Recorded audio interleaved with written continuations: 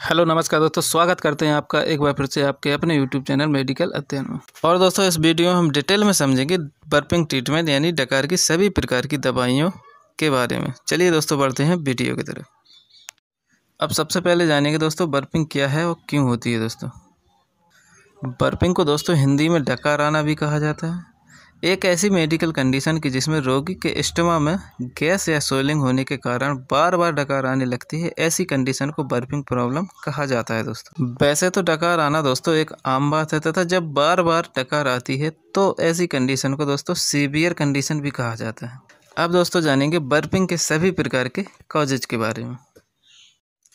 Burping के causes दोस्तों कई प्रकार के देखने को मिल सकते हैं, जैसे कि दोस्तों फर्स्ट है पेट में गैस या सूजन के कारण। दोस्तों सेकंड है दोस्तों फास्ट ईटिंग फूड, खाना को ज़्यादा तेज़ी से खाना। दोस्तों थर्ड है दोस्तों खाना खाते समय बात करना। फोर्थ है दोस्तों चिंगम चबाना। दोस्तों ज़्यादा चिंगम चबाने से भी दोस्तों ऐसी कंडीशन हो सकती है, या फिर दोस्तों स्ट्रॉ से तरल पदार्थ लेना। एंड दोस्तों नेक्स्ट है स्मोकिंग करने के कारण, या फिर दोस्तों एंजाइटी के कारण। और दोस्तों टाइप 2 डायबिटीज़ की मेडिसिन एंड पेन किलर के कारण भी दोस्तों ऐसी कंडीशन हो सकती है पेशेंट में। तो दोस्तों कई प्रकार के कारण हो सकते हैं डकार आने के। दोस्तों अब जानेंगे दोस्तों बर्पिंग को कैसे डायग्नोस करते हैं या टेस्ट करते हैं। सबसे पहले दोस्तों इसमें अल्ट्रासाउंड करवाना पड़ता है, तो उसमें जानकारी हो जाती है कि बर्पिंग की प्रॉब्लम है या नहीं है। नेक्स्ट है दोस्तों MRI या फिर दोस्तों CT स्कैन। एंड दोस्तों हाइड्रोजन एंड मीथेन टेस्ट के करने से भी पता चलता है दोस्तों बर्पिंग की प्रॉब्लम है या नहीं है। अब जानेंगे दोस्तों home remedies and prevention of burping. Home remedies में दोस्तों इस्तेमाल करना होता है पेशेंट को baking soda, caraway, cumin, cardamom, mint, peppermint, या फिर दोस्तों ginger, garlic, clove oils, papaya, lime, या फिर दोस्तों वाटर। इसमें दोस्तों ज़्यादा से ज़्यादा मात्रा में पानी का सेवन करना चाहिए। अब जानेंगे दोस्तों इसके बचाव। अवॉइड ओवर ईटिंग, दोस्तों ज़्यादा खाना खाने से बचना चाहिए। नेक्स्ट है दोस्तों ऐसे भोजन से बचें जिसमें दोस्तों सल्फर की मात्रा ज़्यादा हो, या फिर दोस्तों अल्कोहल का सेवन बिल्कुल भी नहीं करना है दोस्तों। और दोस्तों चिंगम भी नहीं चबाना है बर्पिंग से बचने के लिए।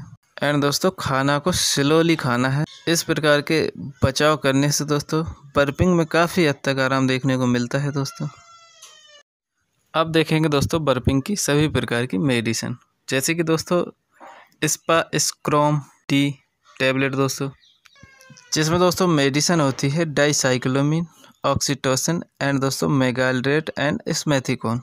नेक्स्ट देखते हैं दोस्तों। नेक्स्ट है दोस्तों बोमिनोर टैबलेट, जिसमें दोस्तों मेडिसिन होती है मेटोक्लोरप्रोपामाइड। अब नेक्स्ट देखते हैं दोस्तों लीवोसल्प्राइड दोस्तों 25 mg दोस्तों। नेक्स्ट दोस्तों गेनाटोन दोस्तों, जिसमें दोस्तों मेडिसिन होती है इटोप्राइड हाइड्रोक्लोराइड। नेक्स्ट है दोस्तों पेंटॉप DSR कैप्सूल, जिसमें दोस्तों मेडिसिन होती है इंट्रेकोडेट pantoprazole sodium and domperidone capsule दोस्तों। नेक्स्ट है दोस्तों लोराबैम 2 mg टैबलेट दोस्तों, जो कि दोस्तों अगर पेशेंट में एंजाइटी देखने को मिले तो तभी इसका इस्तेमाल कराना होता है दोस्तों, वरना नहीं कराना होता है।